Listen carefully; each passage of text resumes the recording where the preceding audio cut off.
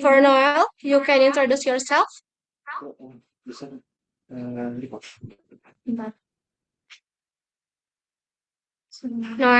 you can hear me?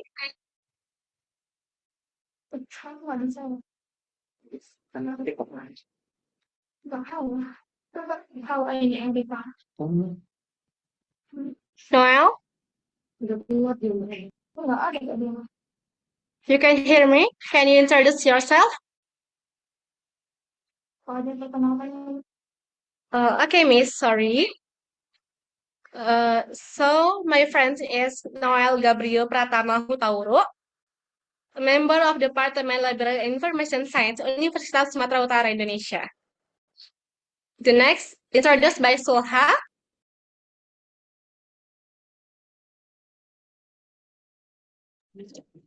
Good morning, Miss, and good afternoon, everyone. I want to introduce myself. My name is Sulha Aulia Anjani, a member of the Department of Library and Information Science, Universitas Sumatera Utara, Indonesia. Yeah. Good morning, ma'am, and good evening, everyone. Allow me to introduce myself. My name is Saraviana, and today I'll be serving as the interpreter for today's discussions. So, ma'am, during this session, especially in Q&A sessions, I will be using the consecutive interpreting. This means that the speaker or you will first deliver several sentences or one complete idea, and after the speaker process, I will interpret the message into the target language, ma'am. Thank you so much. Okay, thank you for the team. On this session, we are holding a focused discussion with the team Conservation and Restoration of Museum Collections in Maintaining the Sustainability of Scientific and Technological Heritage.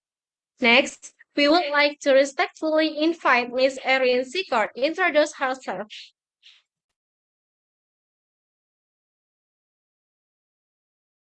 Much for having me join this important session and meet so many wonderful new museum folks. My name is Erin Secord, and I'm the manager of Ingenium's Conservation Division, which manages 3 national museums.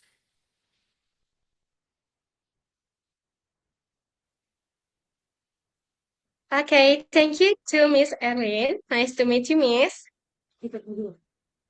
So, next, through this focus group discussion, we hope to gain insight, experience, and a deeper understanding of how the collection conservation process is carried out at the Canada Science and Technology Museum, from damage prevention of efforts and collection care, active conservation measures, to the restoration of collections of historical and technological value.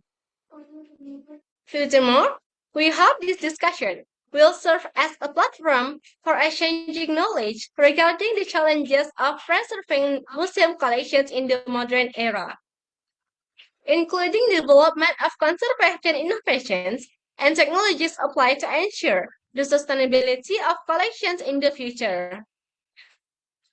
We hope the results of this discussion will serve as a source of learning, academic reference, and enhance our understanding of the importance of museum collections conservation as part of preserving the world's scientific and technological heritage.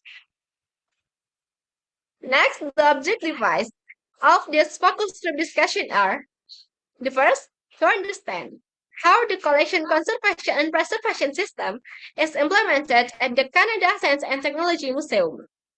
The second, to understand the process of preventive conservation, passive conservation, active conservation, and restoration of museum collections. The third, to understand the challenges museums face in maintaining the quality and authenticity of their collections amidst technological developments and environmental changes. The fourth, to obtain information about innovations or conservation technology developments implemented or planned by museums to support the sustainability of their collections.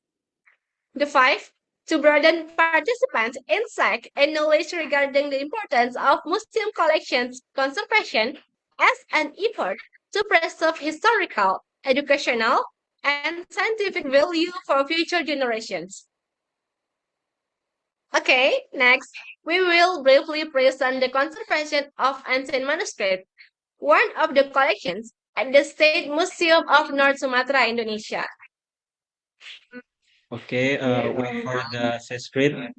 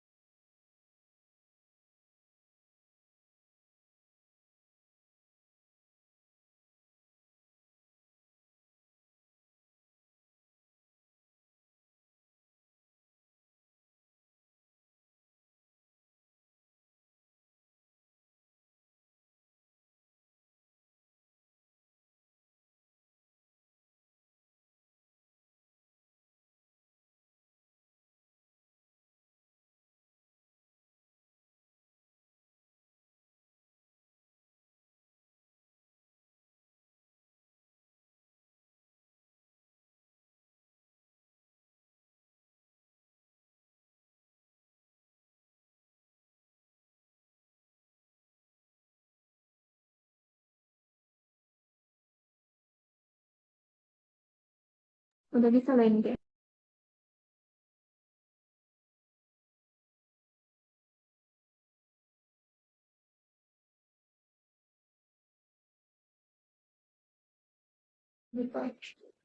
Okay, this conservation Malay manuscript and Batak manuscript in Museum of North Sumatra, Indonesia. Next slide.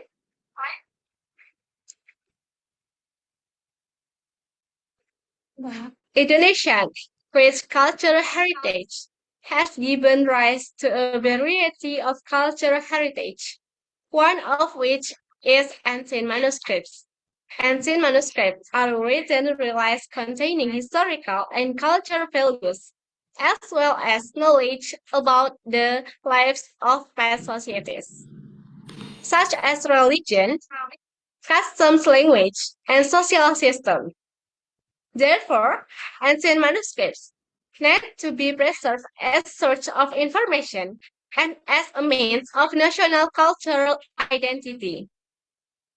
In this regard, museums play a crucial role in preserving ancient manuscripts through conservation activities. Next slide.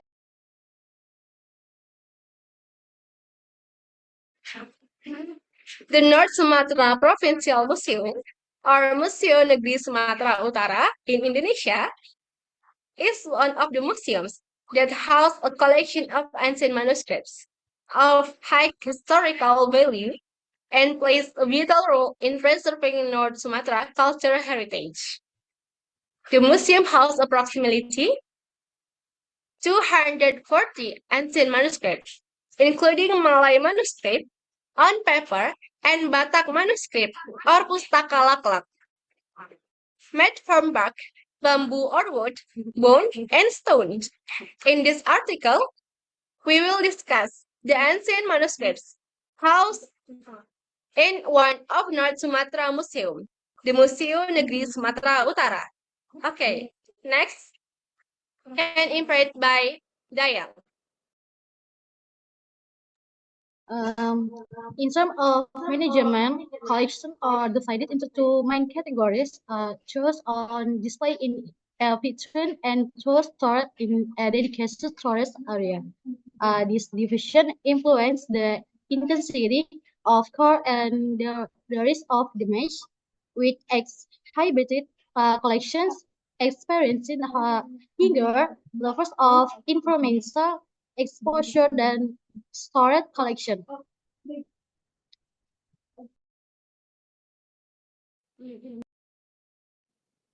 Right, thanks interpreted by Atika. Thank you, Aini. Next, the main factors museum consider in preserving ancient manuscript are temperature and humidity, as Indonesia hot and humidity tropical climate climate can accelerate deterioration, such as from mold and insect infestation. Report include the use of silica gel to absorb moisture, regular monitoring of air quality, and the use of filtrants to protect the collection and control the light exposure. Okay, thank you, Atika, for your interpretation. As interpreted by Nora.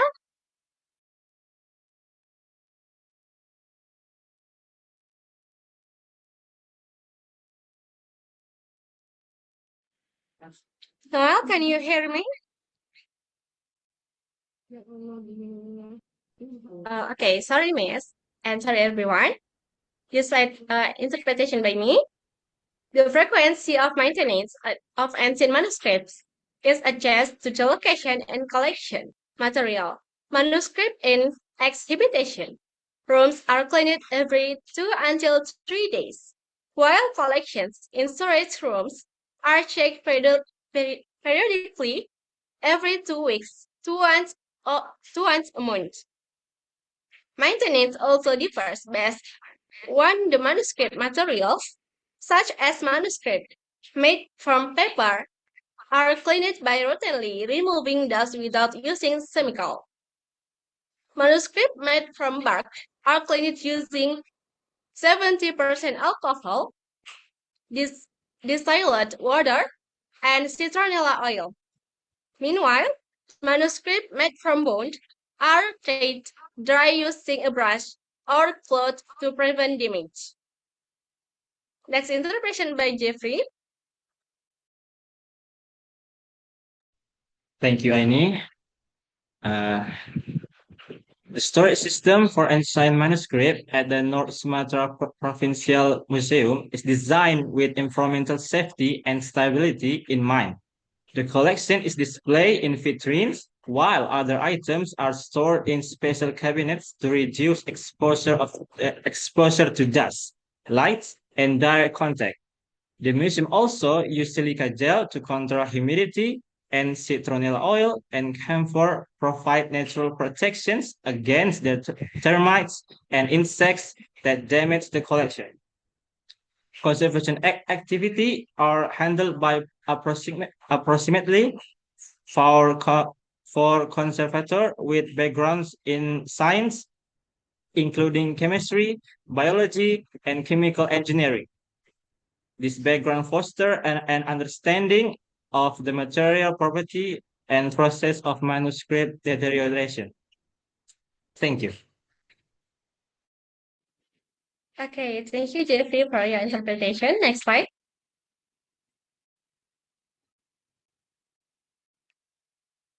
Right, finish the interpretation. Thank you, everyone, and thank you, Miss. This interpretation for Malay manuscript and Batak manuscript or Pustaka Laklat. So the next we will move on to a discussion and Q&A session regarding the conservation and restoration of collections at the Canada Science and Technology Museum. We hope that through this session, we will gain a deeper understanding of the museum collection preservation process, from damage prevention to restoration. Therefore, allow us to begin by asking the speaker a few questions. The first question is by Dayang.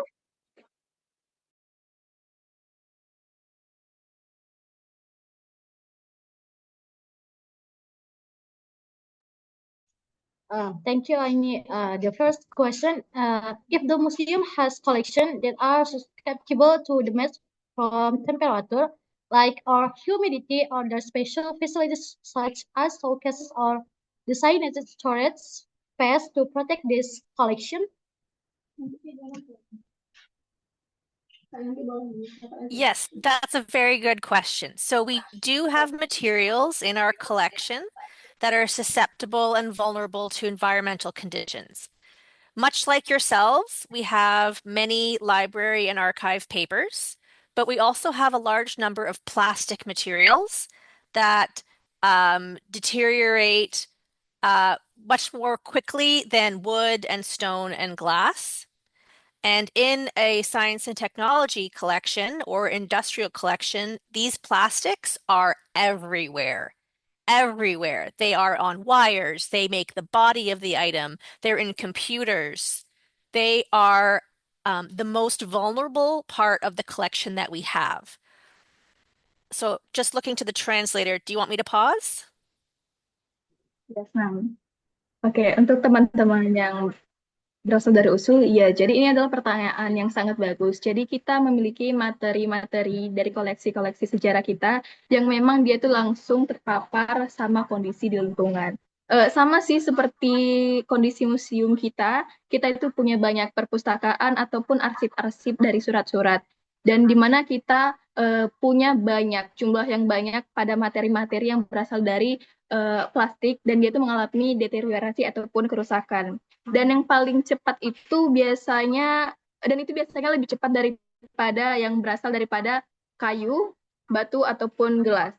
Jadi untuk pada skop ataupun luasan sains dan teknologi, ataupun koleksi-koleksi industri, koleksi-koleksi plastik ini betul-betul ada di mana-mana. Jadi kayak lebih banyak lah seperti itu teman-teman koleksi-koleksi plastik. Dia itu ada yang juga berdasarkan dari kabel-kabel, ada juga dia itu penggunaan plastik itu pada body daripada sesuatu barang. Contohnya adalah pada komputer yang kita gunakan. Jadi plastik ini adalah bagian yang sangat-sangat sering kita gunakan ataupun yang ada pada koleksi-koleksi kita. You may continue, ma'am. Thank you. So for our collection storage environments, both our museums are controlled for environment and our storage facilities. We have a brand new building that was built about 8 years ago, and it has very good environmental control. But we find that we need the mechanical systems to be reliable as opposed to very tightly controlled. So by that I mean I want to make sure that the relative humidity can stay between 35 and 60. That's okay, but I don't want it to break and then end up at 99% relative humidity. That's the challenge we have.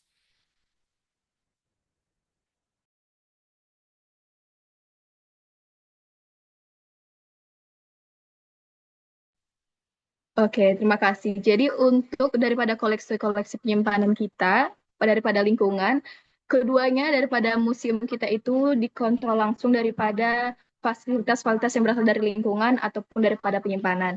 Kami itu punya lingkungan yang baru, yang dimana itu dibangun 8 tahun yang lalu, dan itu sebenarnya emang betul-betul bagus, cakep gitulah bangunannya, yang dimana itu langsung dikontrol daripada lingkungan. Tapi kita juga udah menemukan nih apa yang kita butuhkan, sistem mekanikal seperti apa yang cocok untuk mengontrol bangunan kita ini.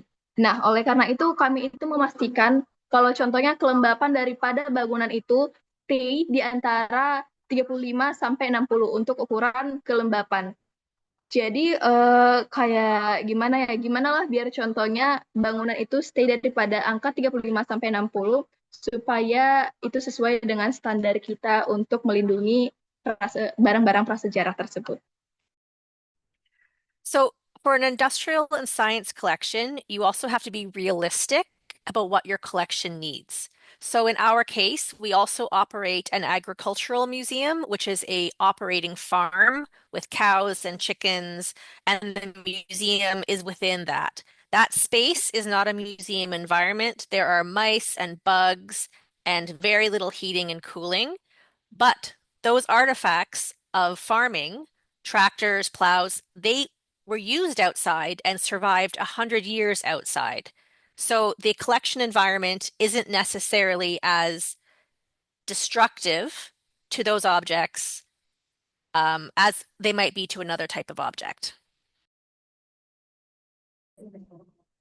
Oke, baik. Jadi untuk koleksi-koleksi daripada industri ataupun koleksi-koleksi sains teman-teman, jadi teman-teman ini harus bisa tahu apa sih sebenarnya yang dibutuhkan daripada koleksi-koleksi ini. Jadi dia itu memiliki perbedaan. Kalau contohnya untuk skop industri. Nah, itu pasti ada ya kayak traktor-traktor. Itu kan barang-barang bersejarah juga nih. Nah, jadi kita itu menggunakan atau menaruhnya di luar, ataupun dia itu barang-barang yang udah dilakukan daripada 100 tahun yang lamanya. Jadi kayak koleksi-koleksi daripada lingkungan itu kayak traktor ataupun yang lain-lain itu sebenarnya tidak terlalu membutuhkan banyak perawatan. Nah, oleh karena itu untuk space yang ada daripada museum itu pastinya ada seperti tikus, lalu ada juga bugs atau kayak serangga-serangga ataupun cuaca panas dinginnya yang bisa dapat merusak. Jadi seperti artefak-artefak yang ada pada museum kami, contohnya itu ada kayak traktor pertanian. Nah, itu dia yang daripada ada di bangunan kami. So the last point I'm going to make is that I think that it is up to people in our field, like the people on this meeting, to look more closely at what we think the right environment is and actually look at our objects and say, what do they actually need? So for example, if we're concerned about mold, are you monitoring the mold in the space? When are you actually seeing mold? If you're worried about dimensional change, like objects shrinking or expanding, are you able to monitor that change?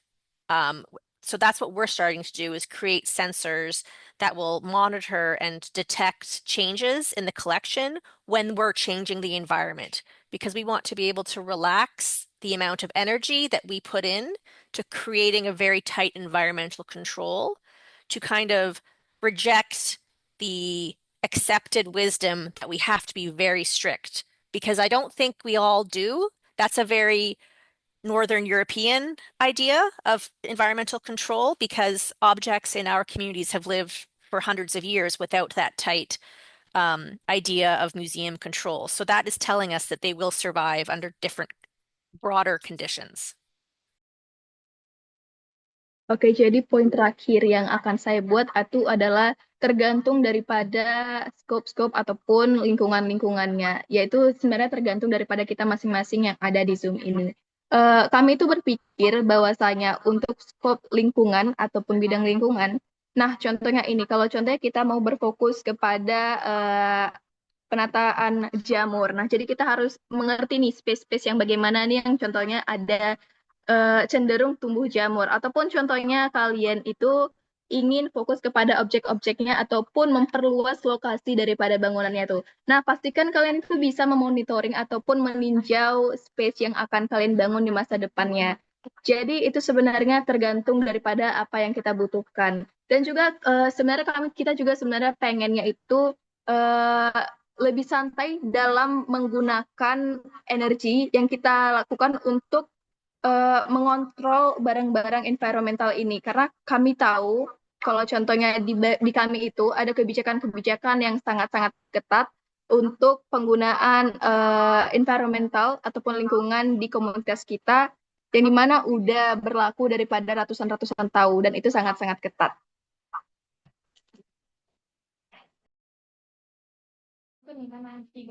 Right.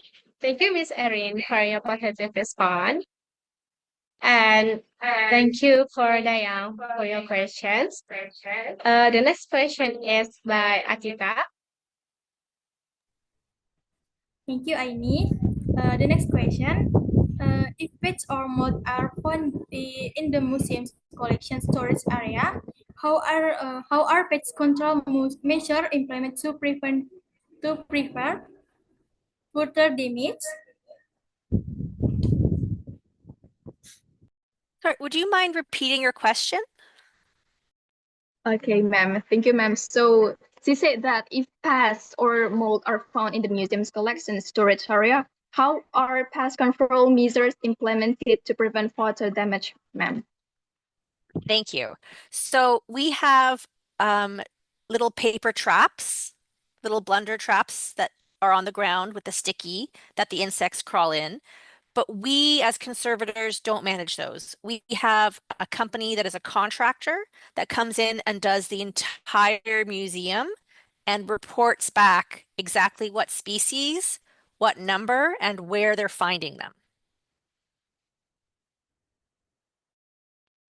Oke, jadi untuk seperti kayak jamur-jamur ataupun serangga-serangga yang bisa ada itu, sebenarnya kami itu punya ada satu jenis serangga yang dia itu agak-agak lengket, tetapi sebenarnya kami konservator karena Mem Erin ini kan konservator, jadi sebenarnya Mem ini tidak memanage tentang itu, tapi kami ada perusahaan kontraktor yang dimana mereka itu selalu datang untuk mengecek museumnya dan melaporkan kepada kami sebenarnya itu spesies apa sih, jamur apa sih gitu. Dan ada seberapa banyak di museum itu dan gimana mereka menemukannya.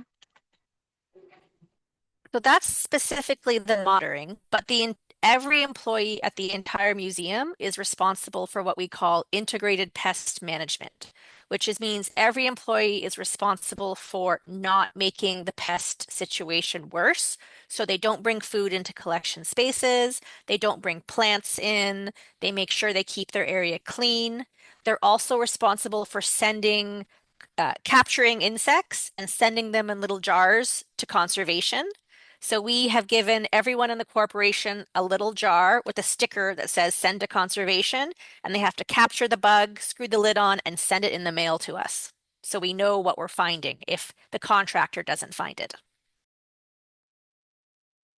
Oke, jadi untuk peninjauan sebenarnya setiap employee ataupun orang-orang atau staff-staff yang bekerja pada museum itu sebenarnya bertanggung jawab di mana kami itu menyebutnya integrated pest management atau itu sebenarnya adalah manajemen jamur yang berintegrasi. Di mana itu artinya adalah walaupun staff itu tidak sebenarnya kalau contohnya peninjauan jamur-jamur seperti ini ada ahlinya, tetapi setiap staf itu bertanggung jawab untuk melakukan pencegahan. Contohnya itu adalah dilarang membawa makanan, tumbuhan, memastikan setiap area tetap kering, dan juga kalau contohnya mereka menemukan serangga-serangga, pastikan mengcapture ataupun memfoto serangga tersebut lalu dikirim atau dilaporkan. Dan juga kami di sini punya gitu setiap staff-staff ada jar ataupun botol. Jadi di mana kami itu akan memfoto serangga tersebut dan kami kumpulkan di dalam jar tersebut. Have a pest problem, we either freeze it in a freezer at minus 20 degrees, or we use heat treatment, which is like putting something outside in a bag in the sun, letting it heat up, killing the bugs. But we can't do that for every type of object. But the thing I want to do most, which we haven't had a chance to yet, is to use something called parasitic wasps. So it's a type of insect that is genetically engineered to only eat the larvae of certain types of bugs.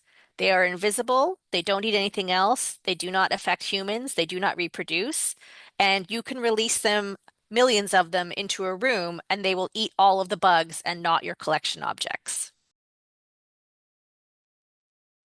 Oke, jadi kami juga pastinya ada memiliki masalah-masalah seperti jamur ataupun serangga.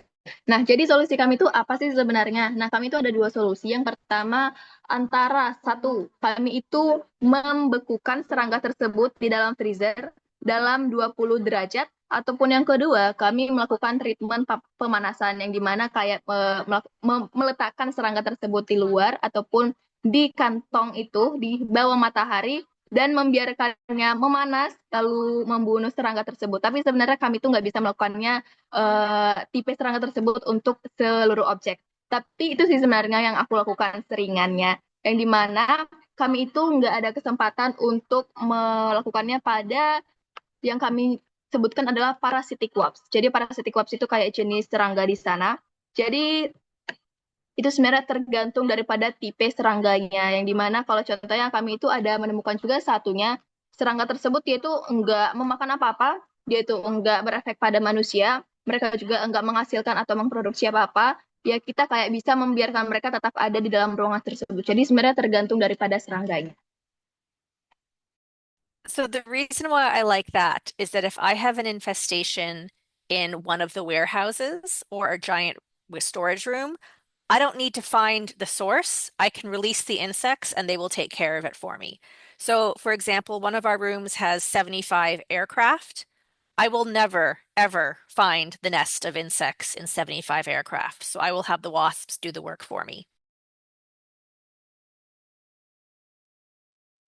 Baik, jadi alasannya kenapa aku sebenarnya suka mengenai hal-hal ini itu adalah karena untuk contohnya, nih aku kasih contoh nih. Kalau contohnya di dalam ruangan yang besar ataupun ruangan penyimpanan yang besar, aku nggak perlu melakukan pencarian mengenai serangga-serangga. Kalau tipe serangga yang seperti tadi, kayak kenapa? Karena kita bisa membiarkan serangga itu tetap ada, ya. Dan juga contohnya ruangan tersebut ada nih 75 barang. Jadi aku nggak perlu capek-capek menemukan serangga-serangga ini di 75 barang tersebut. Kalau contohnya serangga yang ada itu serangga yang seperti tadi, karena dia tidak melakukan apa-apa.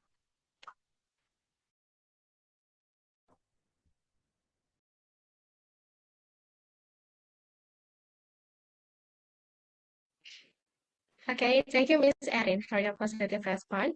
And thank you, Atika, for your question. So the next question is, if storage conditions experience changes in temperature, humidity, or for ventilation, how is the storage space managed to maintaining the preservation of the museum's collections? Are there specific procedures for the museum storage space management? Thank you. Yes. So we have conditions based on what each building can do. So in some cases, the museums where there's an exhibition of objects are older buildings and they cannot reach the same standards. So we expect between 40% relative humidity and no more, and 40 and 55, not to go past 60% relative humidity. We ask that there's no more than 5% change in a day, but that's not always doable. We also ask for temperatures between 18 degrees Celsius and 22 degrees Celsius, but if it goes up a little bit over the course of a day, just 2 degrees. Oke, jadi untuk masalah-masalah seperti ini, jadi itu dia sebenarnya antara masalah mengenai kelembapan dan suhu. Jadi kalau contohnya untuk kelembapan ataupun humidity yang tadi ditemukan teman saya, jadi dipastikan 40%. Ataupun kalau bisa lebih, palingan 55% ataupun 60% itu adalah kelembapan yang biasanya. Jadi kami meminta biasanya untuk di ruangan tersebut tidak boleh lebih dari 5% sehari, tapi terkadang ya itu dia masalah yang kita temukan. Tetapi untuk mengenai suhu, kami usahakan, kami pastikan dia itu selalu berada di antara 18 derajat Celcius sampai 22 derajat Celcius. Tapi kalau contohnya suhu tersebut naik sedikit sehari, palingan itu kayak cuma 2 derajat. So in Canada, it can be where we are, very hot and humid, not hot and humid like Indonesia, but very hot and humid, and very, very cold and dry. So our buildings need to be able to handle minus 40 degrees Celsius and plus 40 degrees Celsius. So it's a big range. So what we want our system to do is be reliable and smooth things out instead of being all over the place like this. So I'm okay if the temperature goes up during the summer, but I don't want it going very spiky. I want it being smooth and high, and then in the winter it can be cold and smooth. When I say smooth, I'm talking about the, curves that we monitor when we look at monitoring temperature and time. Oke, baik. Jadi untuk di Kanada itu dia tuh berbeda ya kondisinya sama di Indonesia. Kalau di Kanada dia itu kadang dia itu bisa panas dan lembab.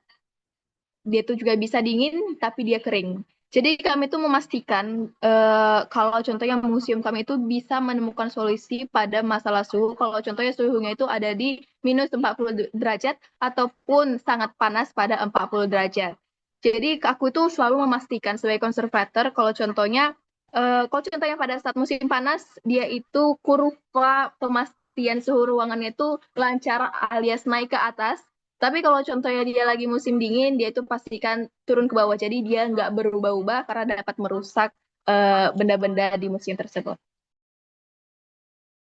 So another factor that's important for us is the quality of the air that the artifacts and the employees experience. So in most of our buildings, we have 8 air exchangers per hour at the most, and at the least we have, I think it's 2 air exchangers per hour.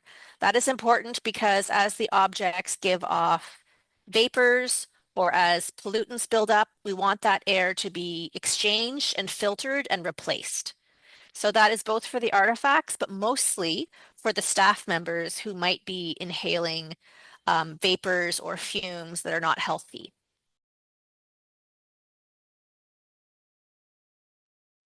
Oke, jadi faktor-faktor lainnya yang penting sama kita adalah kualitas daripada udara untuk benda-benda bersejarah dan juga banyak yang kita pertimbangkan di sini seperti quality daripada udara, artefak ataupun staf-staf yang berada di ruangan tersebut.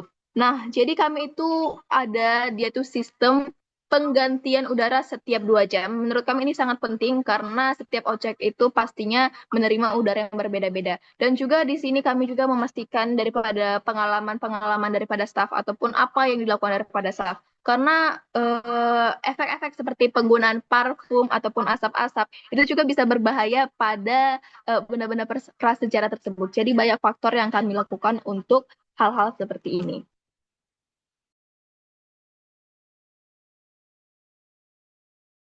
And we monitor our environment differently than the people who monitor our building. So the people who run our building have their own system of sensors in the mechanism for the environment. We have sensors that are next to the objects to reflect what the objects are actually experiencing in terms of temperature and humidity.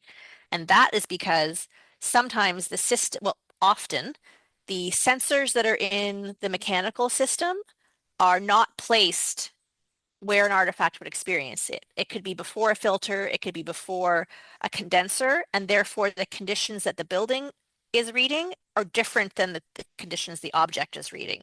So we have to have 2 systems, one for the building, one for the object.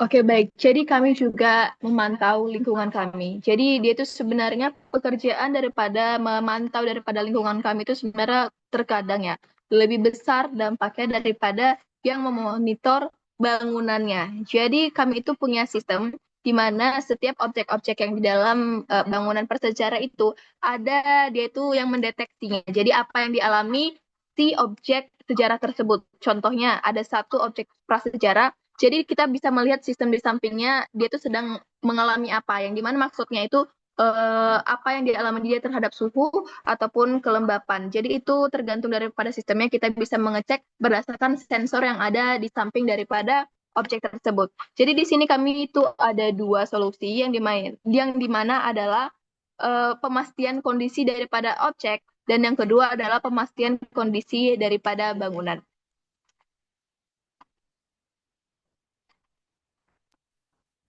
Okay, thank you, Miss Erin, for your positive response. And thank you for me for my question. So next question is by Noel. Okay, thank you, Aini. And the next question is, before undertaking repairs on collections of high historical value, are there specific standards or procedures to ensure that conservation actions do not compromise the authenticity of the collection? Yes, so we have a standard process for every single treatment that we might do. We have to do a condition report with lots of photos, much like you. We also have to have the conservator study the object. So that might mean some conservation science. It could be research with the curator. Then that conservator will propose a treatment plan to me, and I review it and decide if there's modifications. And then once I approve, I send it to the curator for further approval. And then there's also a discussion. And then once that's approved or modified, the conservator then may proceed, and the conservator has to update both myself as the manager and the curator about any new information that comes across. Ya, tentu kami punya proses-proses ataupun standar yang jelas dalam hal-hal seperti ini. Jadi yang pertama itu adalah melaporkan kondisi seperti melaporkan foto-foto seperti yang kalian lakukan. Kami juga memiliki kayak mempelajari daripada objek. Lalu juga kami punya ada mengajukan treatment ataupun rencana treatment pada objek-objek prasejarah. Dan juga kami ada diskusi, yang dimana diskusinya itu adalah daripada apakah kami akan memodifikasi rancangan perubahan atau perawatan pada objek tersebut ataupun tidak. Jadi di situ nanti akan diajukan daripada aku sebagai konservator ataupun kepada manajer-manajernya. Dan di situ kami diskusikan apakah akan diubah atau tidak. Dan itu dia gunanya diskusi pada perubahan-perubahan standar perawatan ataupun proses kami. There are two other aspects that come into play, or two other influences. One is that we try to do as little as possible to change the original object. Two is we have a very hazardous collection, lots of health and safety risks. So the priority is always to make the collection safe. So if a treatment will make a collection safe, but changes the originality or removes some parts, that is acceptable to us because our collection is then safer and can be used more. Oke, baik. Jadi kami memiliki dua aspek yang datang untuk hal-hal seperti ini. Yang pertama itu adalah kalau contohnya objek daripada sejarah itu memprioritaskan kesehatan atau keselamatan daripada koleksi. Nah, jadi kalau contohnya perawatan yang kami lakukan ini akan tetap aman pada objeknya nanti, tetapi mengubah keasliannya ataupun mengubah beberapa bagian itu, nah itu bagi kami itu sebenarnya nggak apa-apa. Selama kalau contohnya koleksinya itu tetap aman.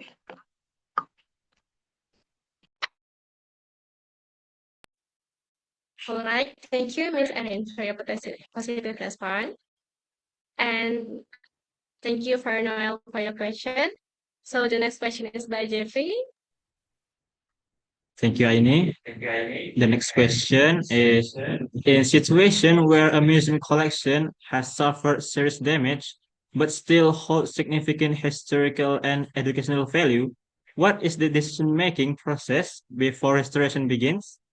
And does the museum consider the extent of damage, historical value, collection safety, and the risk of change to the collection original form before deciding on restoration actions? Thank you. Yes.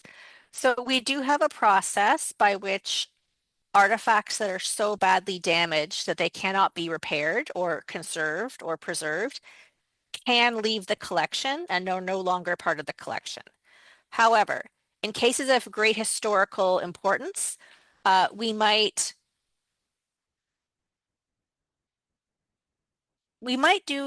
accept the amount of damage that has occurred. That's a reasonable outlook. It's just what happens.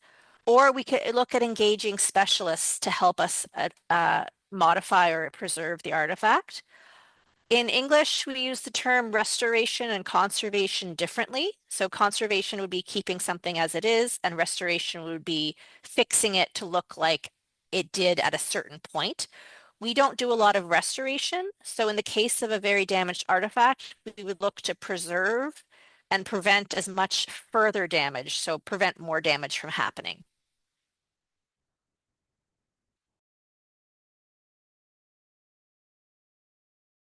Oke, jadi untuk masalah-masalah seperti ini, contohnya nih, ada objek sejarah yang betul-betul dia itu emang udah rusak parah, dia tidak bisa diperbaiki lagi. Nah, jadi apa yang kami lakukan kalau contohnya memang value-nya itu ada gitu tingginya tuh.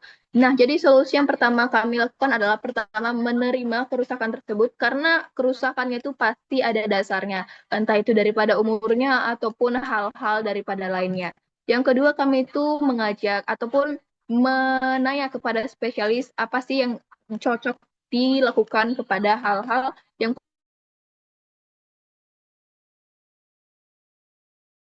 yang pertama itu adalah antara kami menjaga ataupun ngekip barang sejarah ini walaupun dia sudah rusak ataupun kami memperbaikinya. Di sini kami tuh nggak terlalu banyak melakukan kayak restoration. Jadi kami lebih melakukan kayak melestarikannya atau melipat gandakannya ataupun mencegah kerusakan pada objek tersebut. specifically with scientific, technological, and industrial collections, the importance of the object is how it was made, how people designed it, and how that technological innovation came about. So if something was very restored or changed, we are no longer keeping that original innovation and record of the development in the technology accurate. So in many cases, people will come to our collection to study how a technology was evolving or how it was designed. And if we as conservators change that, then the record is false. The record is no longer accurate and the artifact no longer has research value. So even an object that is, say, damaged aesthetically for visuals, the actual interior mechanism or the part that works is still incredibly valuable to people who are looking to understand how something works.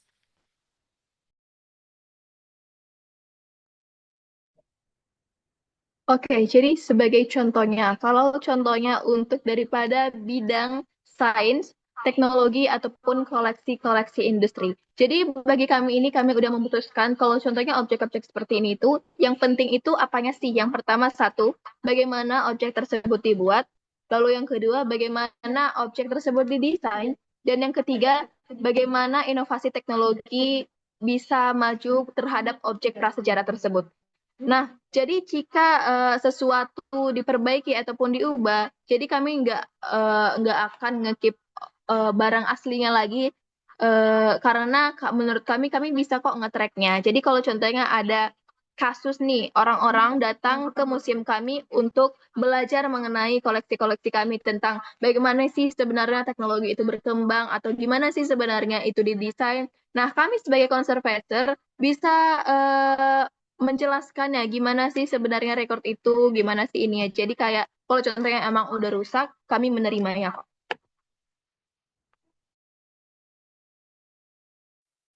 All right, thank you, Ms. Erin, for your positive response. And thank you, Project 3, for the question. The next question is, is the last question. Given the evolving developments in conservation technology and the various challenges facing museum collections preservation in the future, such as changing environmental conditions, changing collection materials, and development in storage technology, does the Canada Science and Technology Museum have any new plans or innovations to implement in the field of collections conservation? Thank you. Yes, we love doing innovations. But just to confirm your question is about innovations for environmental storage?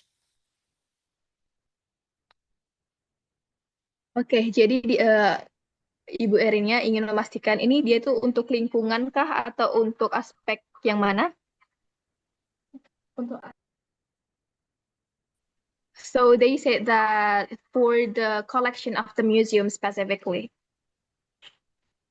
Okay, so innovations that we have in mind. So we are looking to relax and relax our environmental conditions so that we can consume less energy with our building systems. But in order for us to do that, we have to see how those changes will impact our collection. So we are working with engineering students across Canada to develop new monitoring systems that will measure things like tire pressure, dimensional change, air quality. There's a few other projects that we have going on so that we can connect by looking at data, the temperature and humidity with what the sensors are seeing so that we can connect changes in condition to changes in artifacts.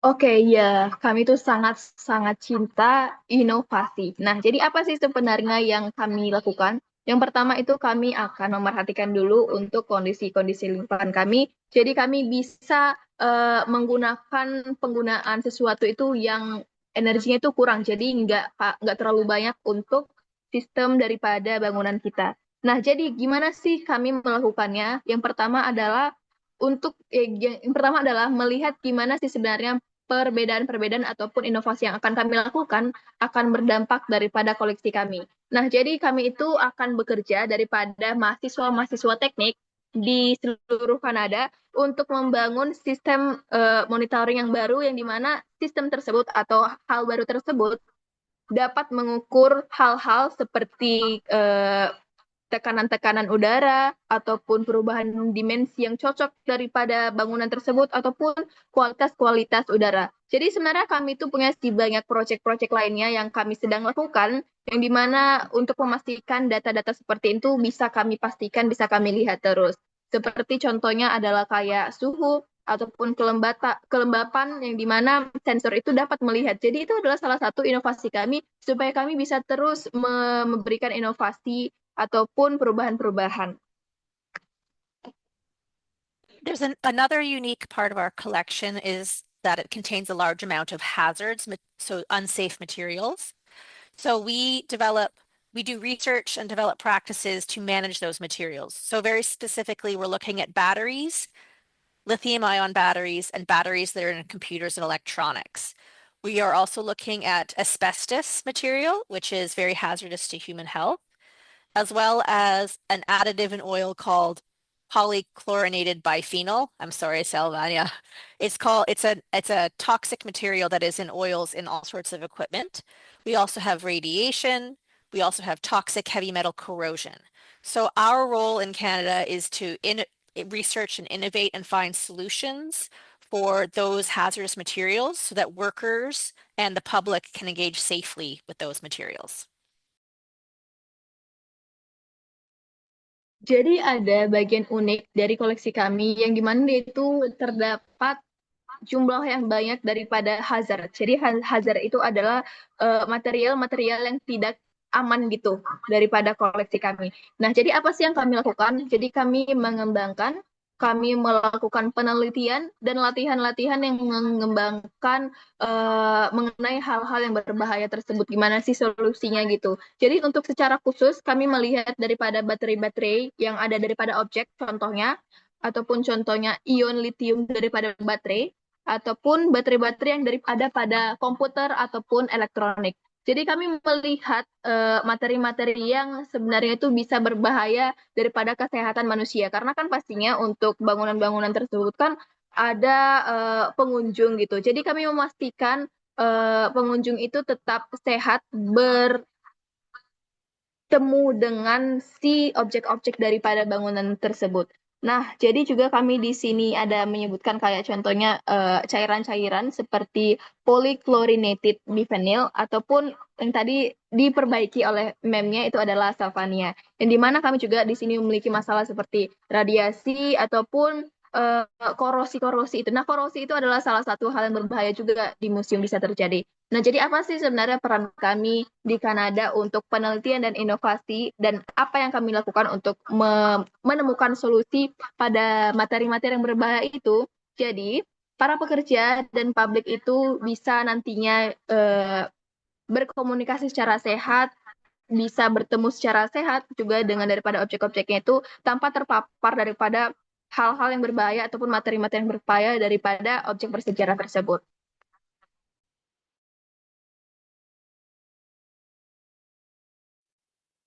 Okay, thank you, Ms. Erin, for your positive response. So, because that's the last question, well, thank you to the speakers from the Canada Science and Technology Museum, especially to Ms. Erin Secord, for the explanations, experiences, and insights shared during today's discussion and Q&A session. From the discussion, we gained a wealth of new knowledge regarding the conservation, maintenance, and restoration process of museum collections, as well as the various challenges and innovations implemented in maintaining the sustainability of historical collections. The information provided was certainly very useful and increased our understanding of the importance of preserving museum collections as part of our scientific and technological heritage.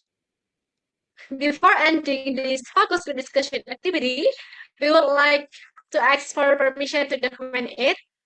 So for participants, can they be on cam?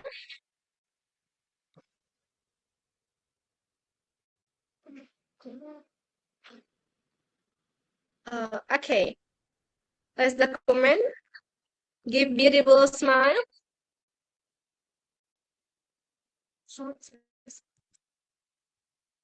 One, two, three.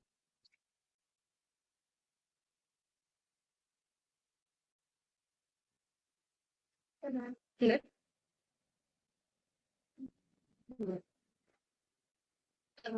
Right. Once again. One, two, three.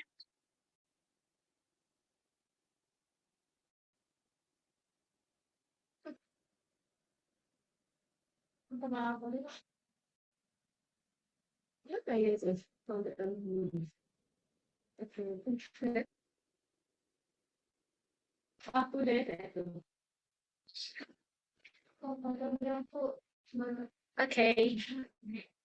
Today's focus group discussion concluded. We extend our deepest gratitude to all parties who participated and supported this activity. We hope that this discussion this event was beneficial and valuable learning experience for all of us. We apologize for any shortcomings or error during the event. We would like to express our deepest gratitude to Ms. Erin Secord for accepting our offer of a focus group discussion and giving you the opportunity to explore conservation activities at the Canada Science and Technology Museum with you. Once again, with all due respect, we express our gratitude. It was a pleasure learning with you. See you next time, Miss. See you next time, Thank you so Miss. much. See you next time, Miss.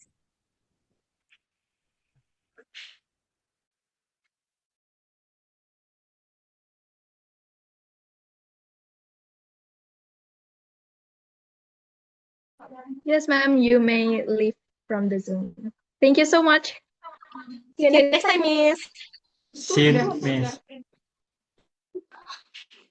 Thank you guys untuk kalian yang nonton. Kami berterima kasih banyak sudah membantu mempersamai kami melaksanakan FGD ini ya. Boleh kasih rating. Masih di record ya? Iya, Nanti ketahuan kok lagi. Oh, bang. Event banget. Gimana nih? Oh, Tadi memang ada ngasih email. iya. Aku lihat tadi. Ya, kalau chat. Maksudnya itu memang iya. Bisa. sudah di SS. SS. Berapa itu besok? Emailnya. Dikit kali orang masuk. Nggak apa-apa ada yang guys, semuanya udah bisa live dari Zoom. Terima kasih udah membantu kami. Bye-bye. See you next time all.